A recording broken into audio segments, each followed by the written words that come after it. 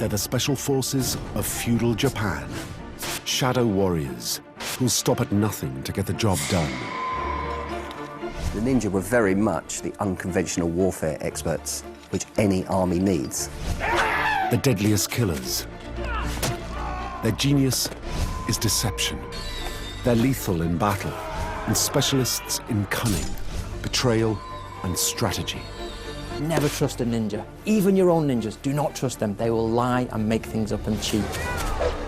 Ambush, infiltration, assassination, and espionage. Their techniques are timeless and live on in the methods of today's special forces. Speed, aggression, and surprise, the way they move with silence and stealth and in small teams, it's still very much the same. Now they're facing the greatest fight in their history. At stake is their very existence, and they'll need everything they've got to survive.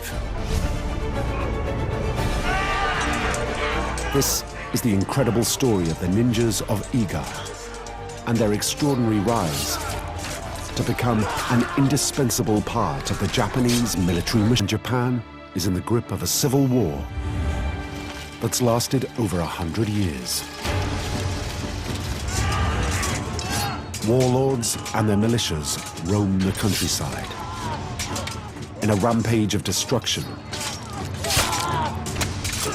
that's tearing the country apart. In the wilds of central Japan, a year-long campaign is culminating in a siege. And the prize for the attacker is Kaminojo Castle. Determined to take it is an ambitious young warlord called Tokugawa Ieyasu. But he's facing a serious problem. Because inside the castle are his daughters. And they'll be killed if he attacks. Years earlier, he agreed to send them to Kaminojo in a peace deal. It's standard procedure in a country where no one trusts anyone.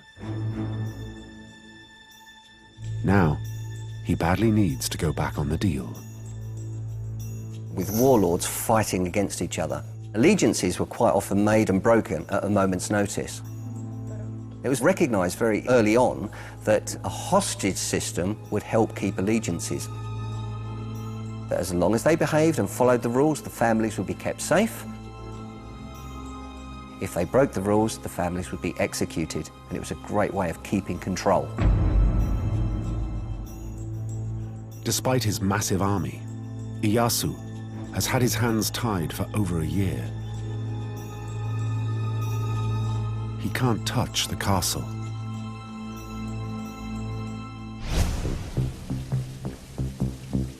But Ieyasu is smart, and he's contacted a uniquely gifted fighter, a specialist called Hattori Hanzo. And Hanzo is known for one thing: unconventional warfare in one particular area of shinobi.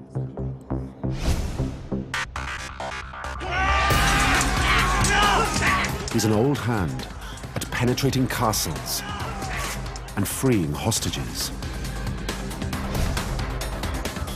Ieyasu doesn't take much persuading to sign the ninja up. And there's just one order: rescue my daughters. Now, Ieyasu saw the immense capability of Hattori Hanzo as the commander, the general for the ninja. And he brought him in as one of his generals. And as one of his generals, he was feared, and he became known as Devil Hanzo.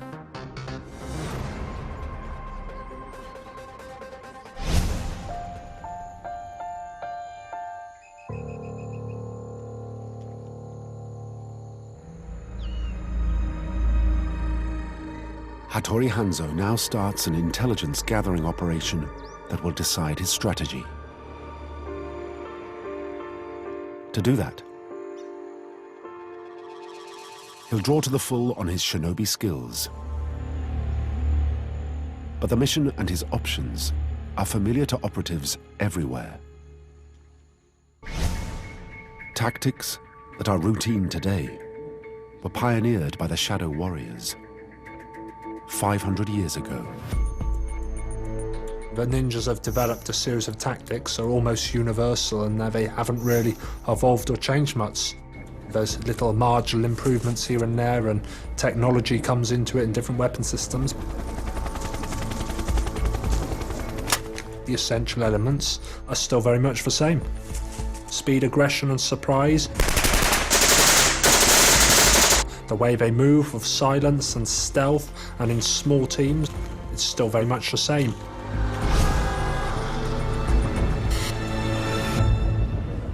One man who knows all about the problems facing Hattori Hanzo's ninjas at Kaminojo is Jason Williams. Now living in Japan, he fought for 5 years in Iraq and Afghanistan with the SAS. And that presented intelligence-gathering challenges that are very familiar to Hattori Hanzo. Getting good information boils down to a handful of options. You're usually going into an enemy complex or an enemy building, maybe an enemy compound. There are two ways of doing it. You can do a long-term operation or you can do a short-term. Long-term means more of a sleeper cell approach. You'll be going in maybe a few years before you even get any information out. It's a very long-term operation, and there's a lot more risk to the individual who's involved and a lot more stress on them.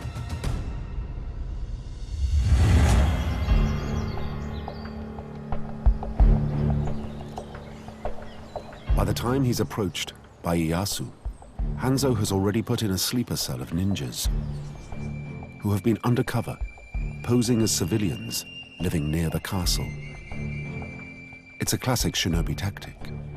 When hostilities start hotting up, the Lord of Kaminojo starts hiring local men, not realizing who they are.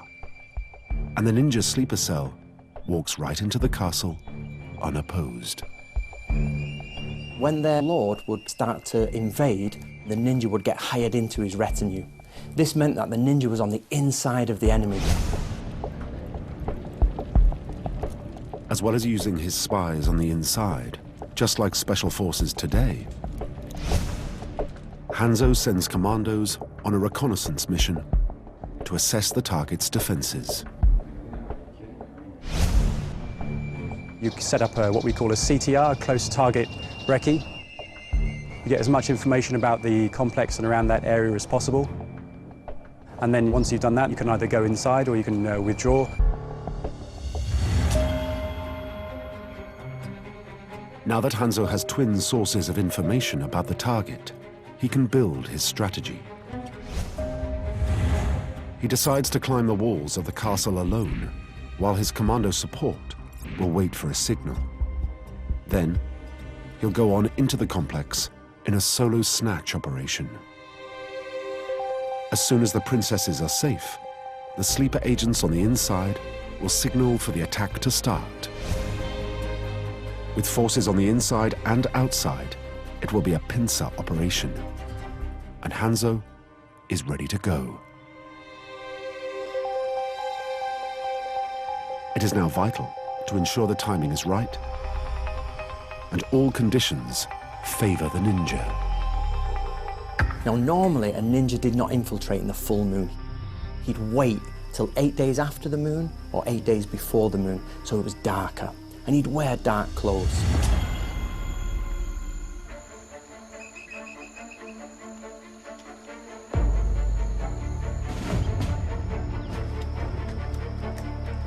Using tried and tested ninja techniques, Hanzo now rises up the castle walls.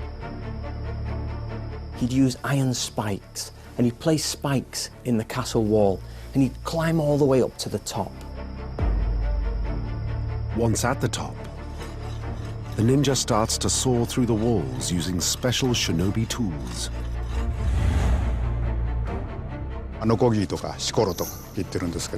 This is a type of saw called a shikoro. It was used for making larger holes in clay or wooden walls. Usually so a ninja could climb through. In ancient Japan it was standard kit for breaking into houses. And then on the inside of the clay walls, they'd have a crisscross of bamboo. He'd cut out a section, he'd go inside. But scaling walls in total silence and secrecy is the easy part. Hanzo must now move unseen through a castle full of soldiers waiting for him.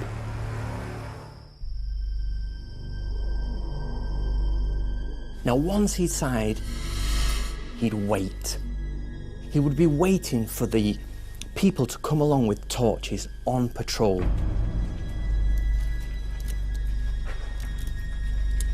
Hanzo's ninja skills allow him to elude detection completely.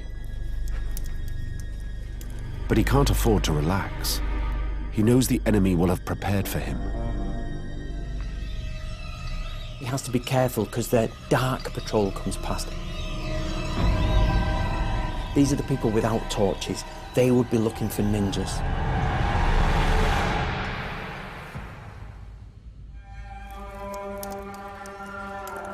Sleeper agents meet Hanzo to direct him to the royal apartments. After that, he's on his own.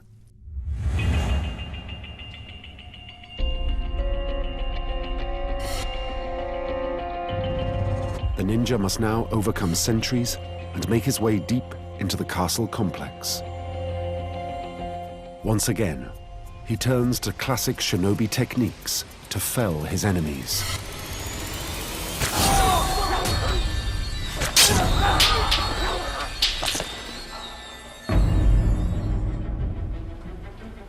With the guards dispatched, Hanzo must seize the hostages.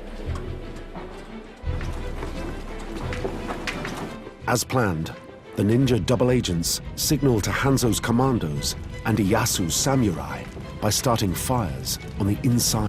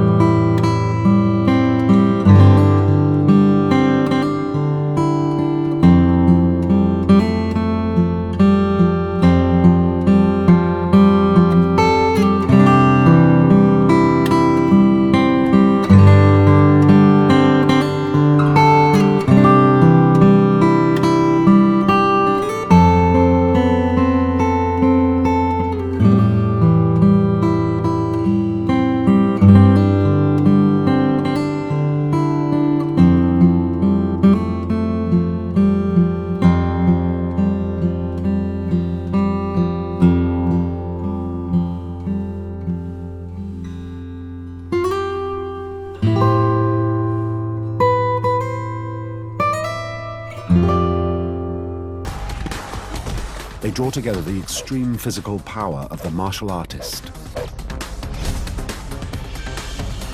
the swordsmanship of the samurai warrior, with tactical expertise from ancient China and the writings of the Chinese master military strategist Sun Tzu.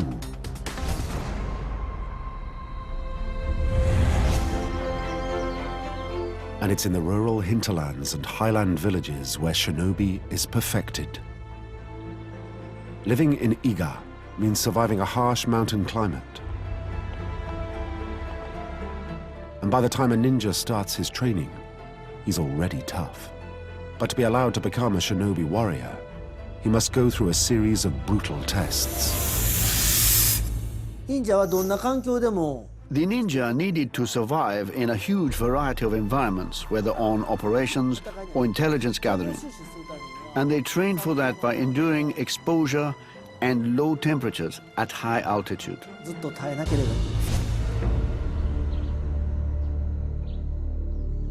Like special forces today, constant training in mountain survival is at the core of the making of an effective operative.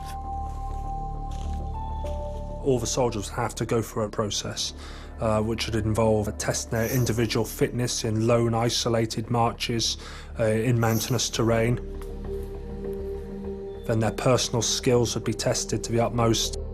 They'd be isolated in a combat survival environment where they'd be exposed in a wilderness with minimum supplies. As part of his training, the ninja must learn to live off the land for an indefinite period. それが食べ物もどういうものを The ninja were experts in optimizing their diet so they could resist a cold and hunger. They developed a special ration pack, and just one would keep them going for up to 3 days. A lot of the ninja's art is really about survival and endurance. It isn't just physical demands that the trainee ninja has to learn to cope with. The entire point of a ninja's training was about endurance. He had to endure mental problems. He would be in the enemy's land, and he had to train himself to not break under pressure. The people of Iga mostly worship nature spirits and follow Shintoism, a religious practice focused on the natural world. For an undercover ninja, becoming one with nature is a perfect training for blending in with the environment. A ninja is a specialist of blending with the surrounding, is the ultimate expression of what in a way Shintoism is all about. It's about achieving utmost harmony with the environment. So a ninja would disappear to the eyes of the common viewer because he managed to become almost sort of seamlessly connected to the nature around it. Just like the ninja in 16th century Japan, today's special forces, like the Navy SEALs or the SAS, have an advanced training in camouflage and concealment. The ability to blend in with your surroundings is an essential skill. If you're in any natural area in countryside, you're always aware of how people are looking at you or where they're going to be looking at you from. The SAS, like the ninja, have a sense of concealment drilled into them, so it becomes instinctive when operating covertly. Shape, shine, shadow, and silhouette are a constant concern. There's shape. There's not many round shapes in nature or all perfectly straight lines. Then there's shine, the bridge of your nose, your forehead, any metal on your weapon. You want to eliminate any shadow coming from yourself. If you're on a ridge line, you should avoid silhouetting yourself. Be mindful of your footfall. Leave no sign. Don't cause disturbances. You know, if there's a branch on the floor, don't snap it or brush up against tree branches.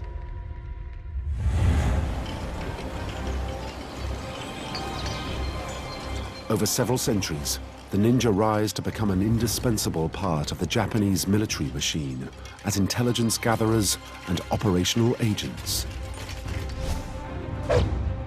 Like the best security and special forces of the modern era, they are never satisfied, constantly upping their game and devising new strategies and techniques to gain advantage.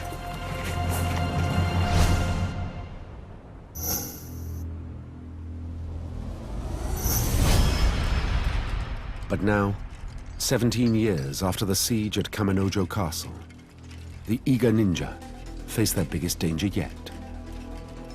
It's a gigantic army, rolling through the country, crushing all it encounters.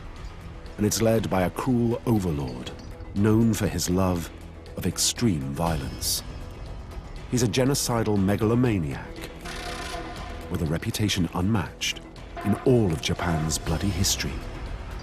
Oda Nobunaga is bent on one thing: absolute power. Nobunaga's plan was to unify all of Japan, and that was his one goal. So nobody was spared from his forces or his army. This is what he was going to do. Oda Nobunaga is single-minded, cold, calculating, and disciplined, and he crushes all resistance with utter ruthlessness.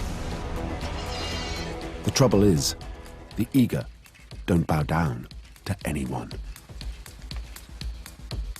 In the late 1500s, the ninjas had a serious problem.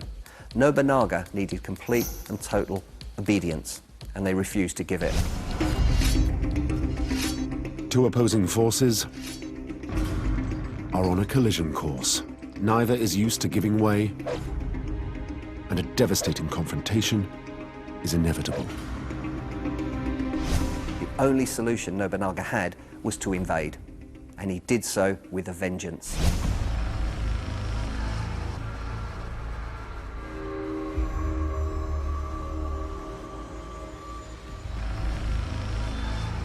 To tame the ninjas of Iga, Nobunaga sends in his toughest samurai. Crack troops, hardened by decades of bloodletting. The orders are to spare no one. But he makes one fatal error. He appoints a general who is completely unsuited to the job. That general is his son, Nobukatsu. Nobukatsu has no experience. Not just that, he's impetuous and undisciplined. It's about the worst combination of qualities a military leader could have. And he makes a host of errors. One of the worst is to underestimate his enemy.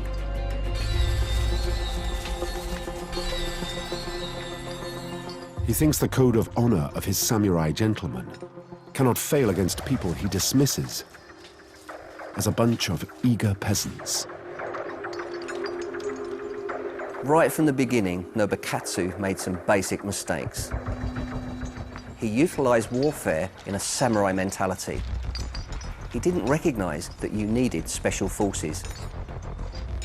His biggest mistake was not using ninja of his own. Without intelligence from ninja spies, Nobukatsu charges blindly into enemy territory. From that, three fatal flaws in his strategy emerge. He didn't prepare properly. He didn't get the lay of the land, and he chose a direct route without doing any reconnaissance.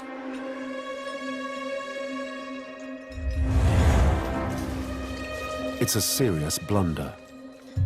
Nobukatsu is entering unknown territory. And what he doesn't know is that Iga is unlike any other place in Japan. Iga has a river running through the middle called the Hattori, and on certain days the whole valley is thick with a mist. Sometimes Iga can seem like a hidden world, shrouded in mist and fog.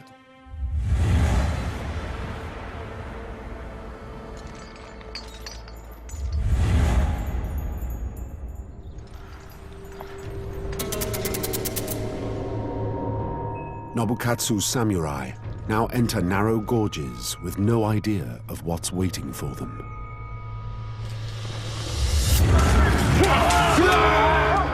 Suddenly, in front of them, is the last person Nobukatsu and his troops want to see.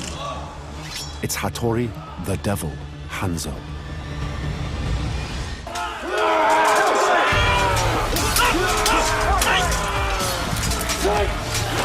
Just at that moment, the weather closes in. Fog suddenly filled the valley, and this is where the ninja do what they do best. They got down close and personal. They attacked from the sides. and from the back, infiltrating the ranks of the samurai, causing chaos. So much chaos, in fact, that the samurai began to cut each other down, not knowing who the enemy was.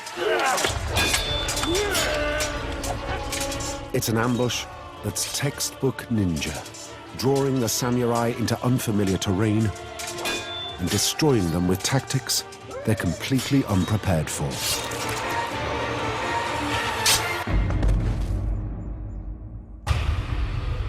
It has disastrous consequences for the invaders.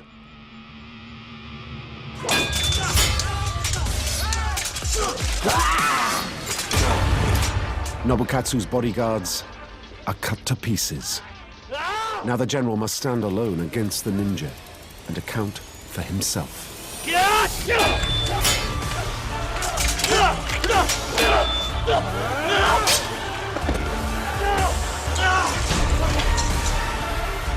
And in that chaos, Nobukatsu made a run for it.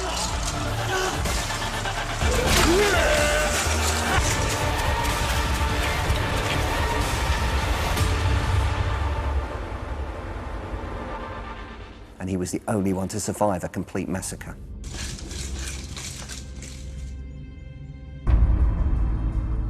The defeat sends shockwaves through the country. The almost total annihilation of Nobunaga's finest samurai goes down as one of the ninja's greatest triumphs. But it will also unleash forces that will test the men of Iga as never before.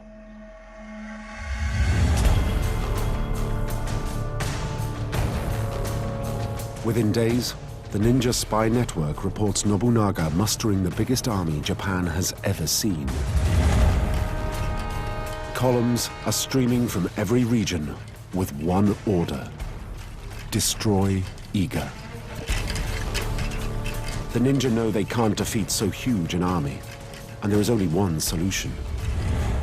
Nobunaga must be assassinated.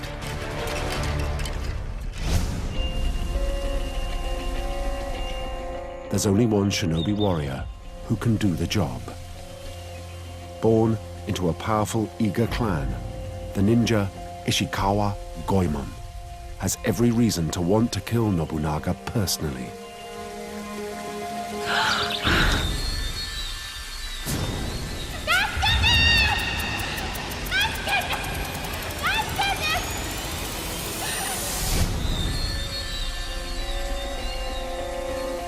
His whole family was murdered by Nobunaga's forces, and getting revenge has been his life's ambition.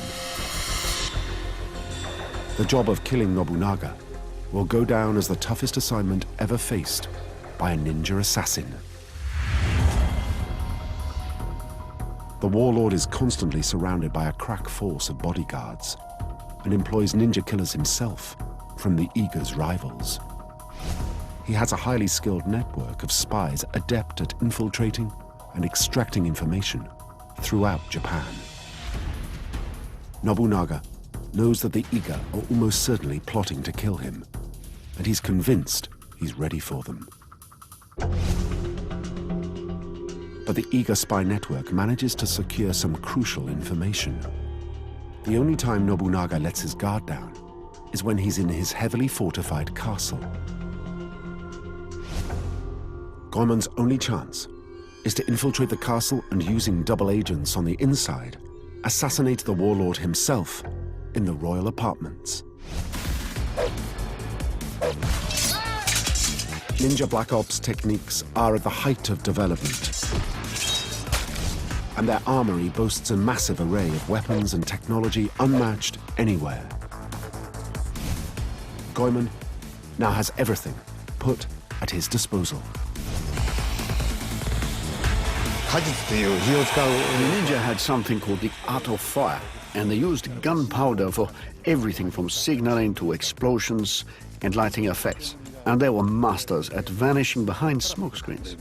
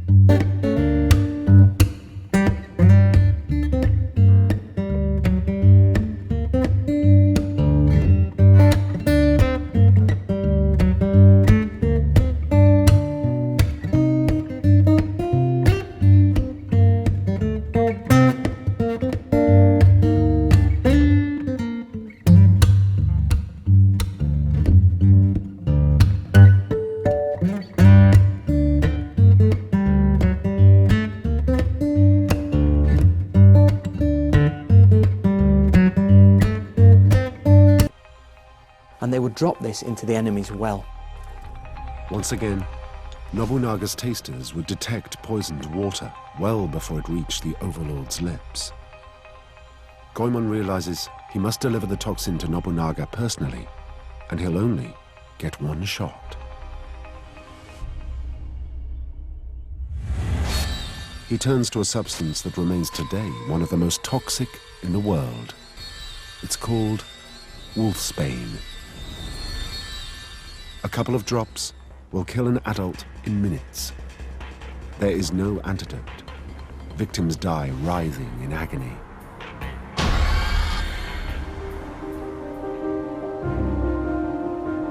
Now Goemon must craft his method of delivery. And he only has the tools and materials of his remote mountain community. Fortunately, the ninja are masters at repurposing everyday items into weapons. One of the things that the ninja were very good at was adaptation and using anything at their disposal as a weapon. Now, the word weapon can tend to get people quite narrow-minded, but the ninja thought of weapons as more as tools, and that allowed them to be very adaptable and very flexible. Ninjas were recruited from relatively low-income part of the population. They were accustomed to use very basic tools connected to agricultural activities. So most of the weapons resembled tools that you would find, in a garden or something like that. A traditional sickle in the hands of a ninja, for instance, has multiple uses in a combat situation. これは鎖鎌というんですよ。 This is called a kusarigama. 草を刈るときに使うんです。 Eager farmers cut hay with it, が来たときに but the ninja used it as a weapon in two ways. 思いっきり投げるんですよ。 First, the ninja would throw the iron weight at the end of the chain so it wrapped around the legs of the enemy. こうやって振るんですね。でそして相手の足に絡ま When he fell, the ninja would attack him with the blade. まあこういう Very の effective. もあるということで、これも武術の一つです。 Goemon's plan is now ready. He's going to put the wolf's bane into Nobunaga's mouth in a way no one's ever thought of. But before he goes into action, there's one more vital element for the ninja's attack. In the chaos of battle, fear is the greatest enemy, and the ninja learnt from a very early stage that fear is something to be embraced. And so quite often before an operation, they would begin a meditation. They would meditate on the fact that they had no home, no family, no friends, no country. All they had was themselves, their weapons, and their spirit. And this was so that they could act completely without distraction. Goemon turns to his spiritual training of Shintoism to prepare his mind for the assignment. He uses an ancient practice that hones concentration and produces complete psychological detachment from fear. It's called Kuji-kiri. Kuji-kiri is one of the ninja spiritual arts. A ninja would summon 9 concepts with his hands to make his mind strong. They're power, energy, harmony, healing, intuition, awareness, force, creation, Zen. Goemon has submitted himself utterly to the protection of his spiritual guides, and his mind is in peak readiness. Now he must go in.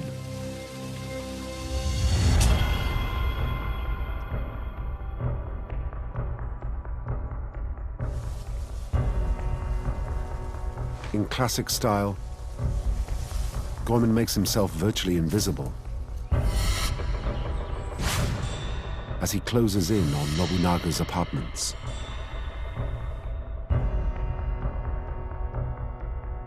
Double agents working on the warlord's staff have given him the information he needs to navigate his way to the target.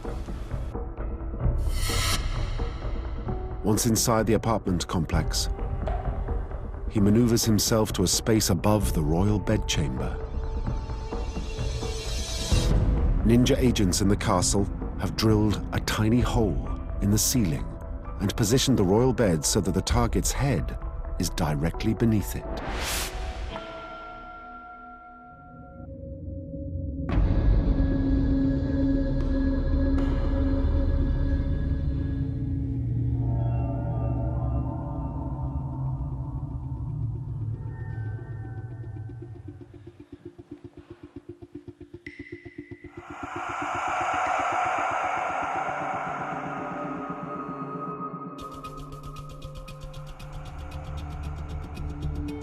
Now the ninja applies the wolfsbane to the string.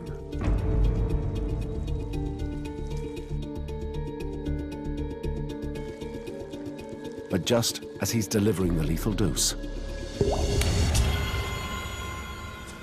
Nobunaga wakes. Goemon knows he's failed. No, now, we must go now. And now must escape the only way he can. When a ninja wanted to escape, he could do a few things. Normally, they would have caltrops. Now, caltrops are small balls of iron with spikes moving out, and he'd position these in certain places where he knew the enemy would chase him. So those pursuers would stand on it, falling over. Goemon has slowed his pursuers, but he's still not safe. If the samurai bodyguards catch up with him, he's dead. Now he has to reach for another tool in the ninja system. It's time for the shuriken. 手裏剣なんですね。だからこれ The は ninja would use shuriken like these when they were on the run from the enemy. They're secretly held and used in an extreme situation. They'd throw them at the enemy like this. 撃つ。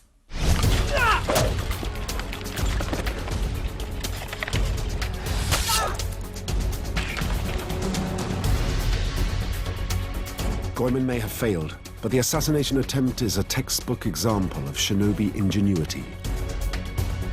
Adapting simple everyday objects to lethal effect.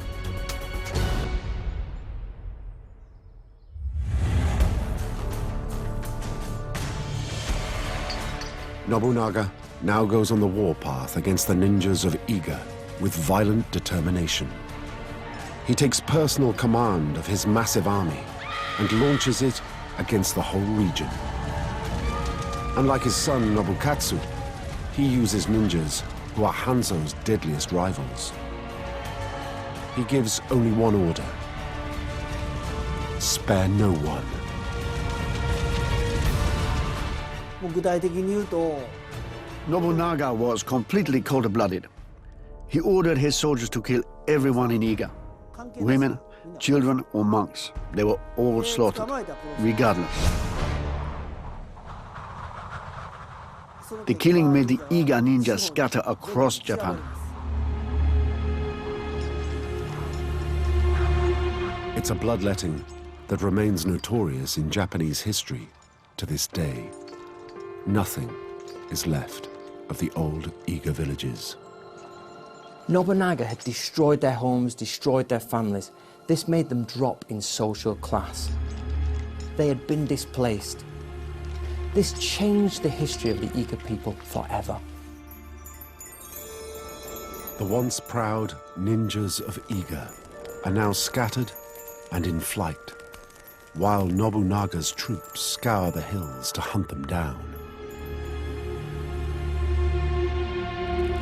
All looks lost for them, with no land, no status, and no money. All they can do is hope to scrape a living as peasants in some other region where no one will know them.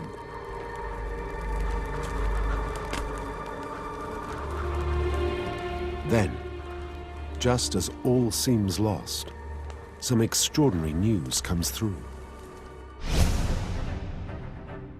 In a palace coup, the cruel overlord, Oda Nobunaga, has been assassinated at Kyoto. Nobunaga had just become the ultimate power in Japan, and he sent his troops out to the provinces to spread the word. While Nobunaga was distracted, one of his close generals took advantage of that and assassinated Nobunaga to take power for himself. It's good news for the ninjas of Iga. but it also plunges Japan into political chaos. Nobunaga's killers now turn on the overlord's allies. Summary executions of all the senior figures associated with the old regime begin immediately. One high-ranking warlord in particular is suddenly in serious trouble. He's none other than Tokugawa Ieyasu. He has risen to become a close strategic ally of Nobunaga, and by chance, happened to be visiting him. Now Ieyasu's far from home and on the wrong side, while a revolution erupts around him. The road home is teeming with his enemies, and he's trapped. When Oda Nobunaga was assassinated, Tokugawa Ieyasu found himself in a really dangerous situation. He had to get home, he had to get back to his lands. However, which was the best way to go? How could he do this? The only way Ieyasu can get home is to take a perilous journey across the mountains of Iga. It's a golden opportunity for Hanzo, who immediately uses his contacts and his dispossessed ninja force to help his old friend. Iga is Hanzo's home territory. The Iga people still there didn't trust Ieyasu. But Hanzo persuaded them to protect him and help him across the mountains. Hanzo had great authority with his people and used his connections and influence in Iga. As Ieyasu, Hanzo, and their men flee across the mountains, word gets back to the new regime. A hunter-killer unit of samurai pursue the ninjas, believing they can stop the escaping force and seize Ieyasu. This time it's the ninja who'll face an ambush.